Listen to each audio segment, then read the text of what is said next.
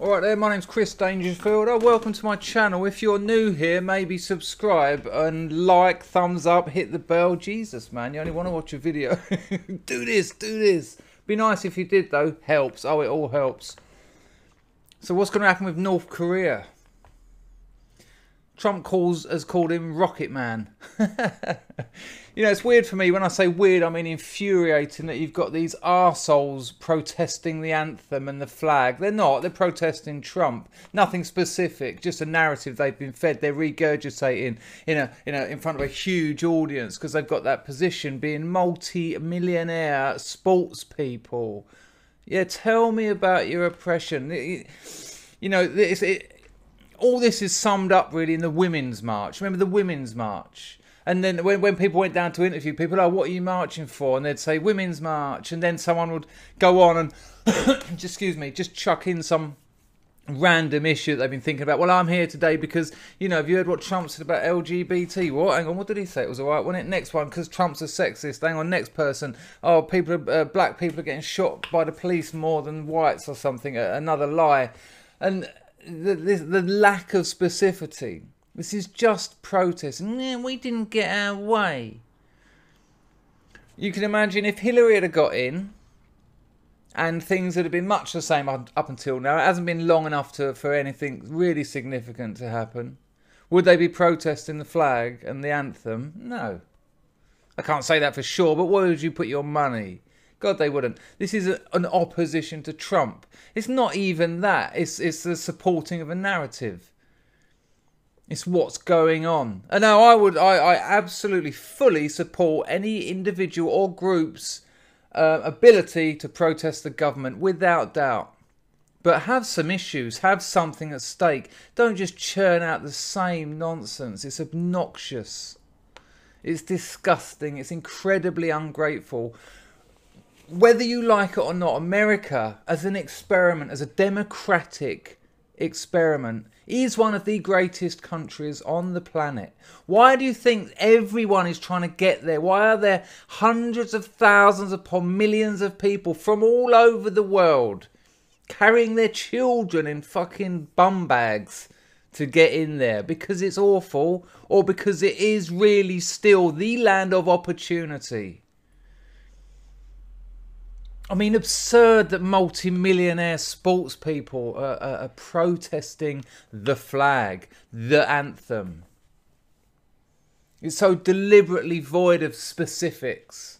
And yet, because of that, we're made acutely aware what the problem is there.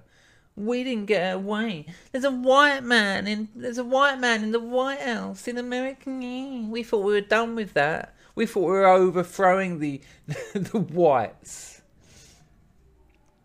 So what's Trump going to do? So North Korea is threatening allies of America, essentially. South Korea, obviously, and Japan. Do you know they flew a missile over Japan? I mean, Japan is kind of pacifist. They don't have a great military. They are allies of the US, though, and they are being directly threatened.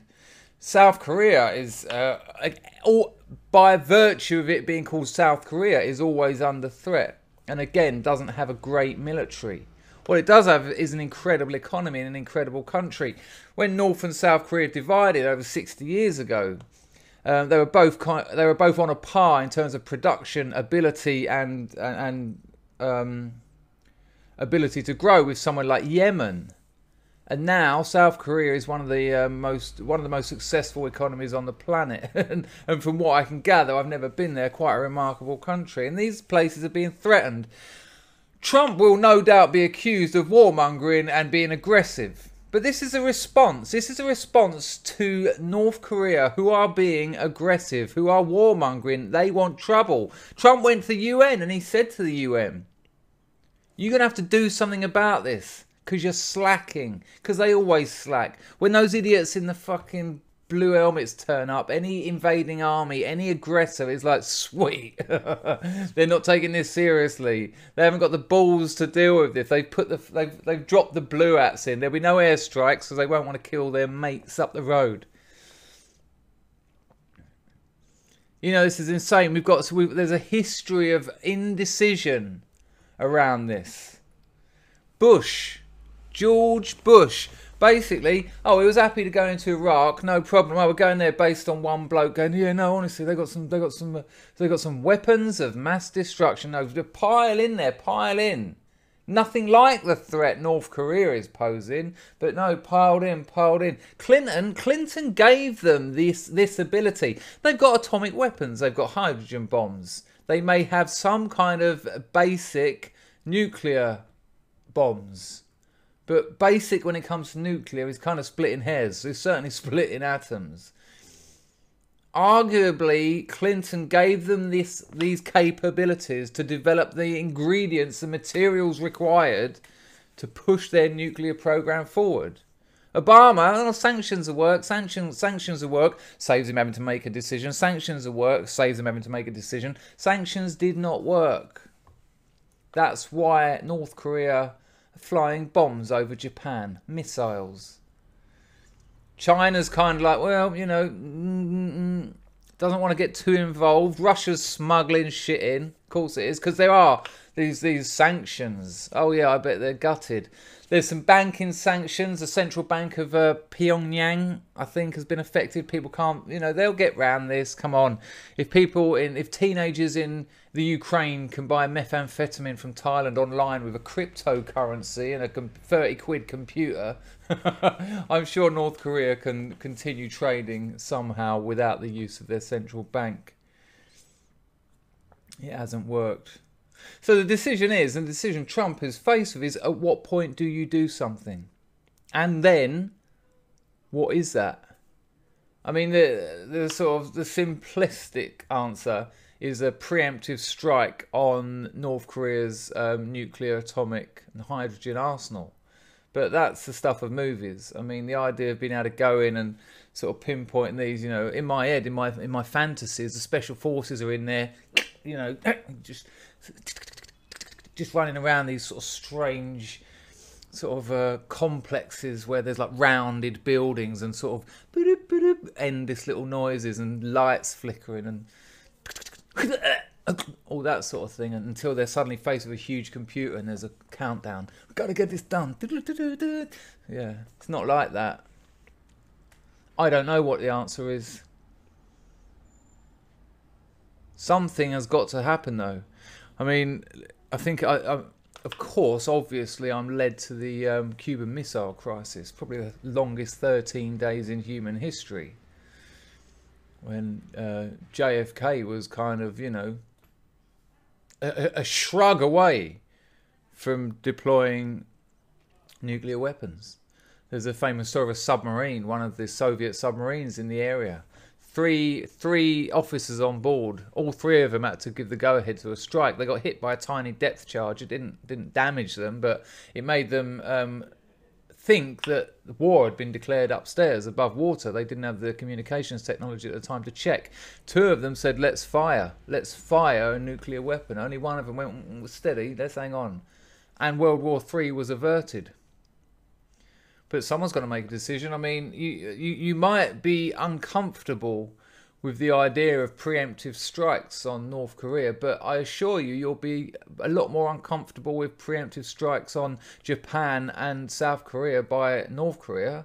What do you do then? You wait for him to absolutely smash the fuck out of those people and their economies, killing millions, then do something? Imagine that was you. They're our allies. We'd expect them to fight for us. And I think they're expecting to be defended. And I think they deserve to be defended.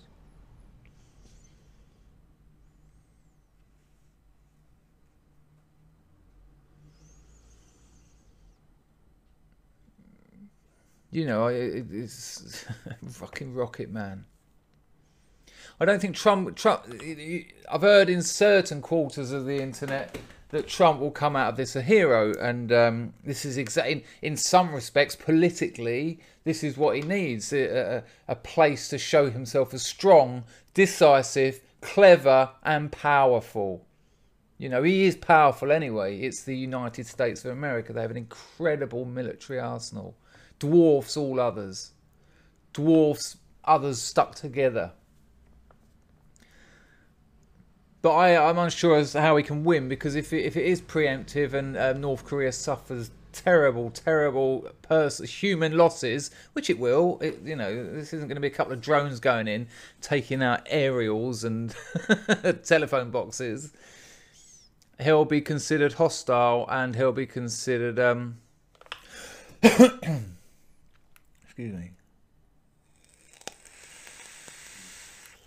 He'll be considered an imperial aggressor, throwing his weight around, rather than just watching North Korea take over Asia. I mean, left to their current devices, what, 7, 8, 9 years, they'll have a full nuclear arsenal with abilities to hit USA mainland easily. You know, and these people believe in the long game. They will happily sacrifice themselves for the long game. Oh, we took out America, we'll be remembered in history. You know, we set off a load of missiles. America can't respond. Well, they can send some back. I mean, this is what kept the world safe, you could argue, for the last 60 years. Mutually assured destruction. MAD. That's the official name for that understanding. MAD. Mutually assured destruction. It came after the the Cuban Missile Crisis effectively started the Cold War that led right up to the late 80s. I can remember being a kid and watching the Red Square missile marches and just being absolutely fascinated. You know, you can find some online. Go online and type in Cold War missile, don't know what you'd call them, shows, festivals, carnival, nuclear carnival. And it was just all those fucking, all those troops just marching like a machine, like a machine of death. And then the trucks behind with these missiles on them with a hammer and sickle on them. And it was dark, man. And they'd go past the Kremlin and they'd all be standing outside it with those massive hats and that big hammer and sickle and the leaves around it. And I'd be just like by then about 12 years old, just watching it on telly thinking, what the fuck? What is this? And what it was an advert. It was an advert. It's an advert for power, an advert for destruction. Now, the fact that both sides, America and the USSR, built up extensive nuclear arsenals, they effectively created mutually assured destruction. You know, we haven't got the ability to ping your missiles out of the sky. I mean, that's the dream. That's the Star Wars project.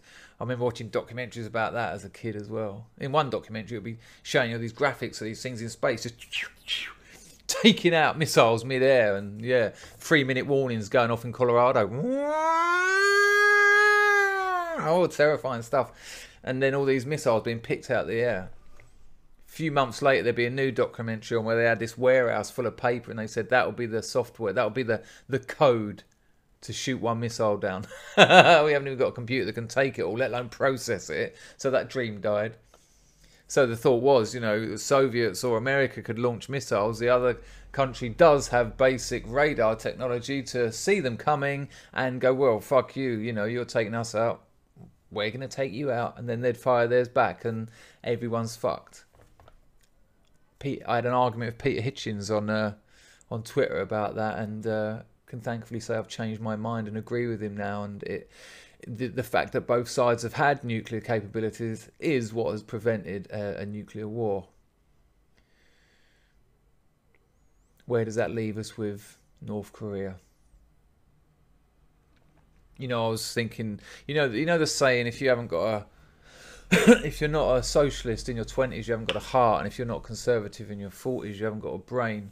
Well, I realised the other day the true mark of adulthood is when you move from the politics of Christopher Hitchens to his less humorous, less charismatic, but politically more on the nub brother, Peter Hitchens.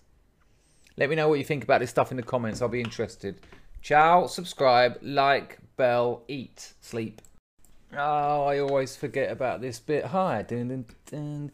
You can subscribe there. Do that. It helps. I want to get porn stars on and interview them. I need more subs. I say interview. That's my Patreon there. You can donate some money. $1 a month would be fine. Loads of people do it. It's very handy. More money, more videos. Kind of simple. And there's a video there that you might enjoy.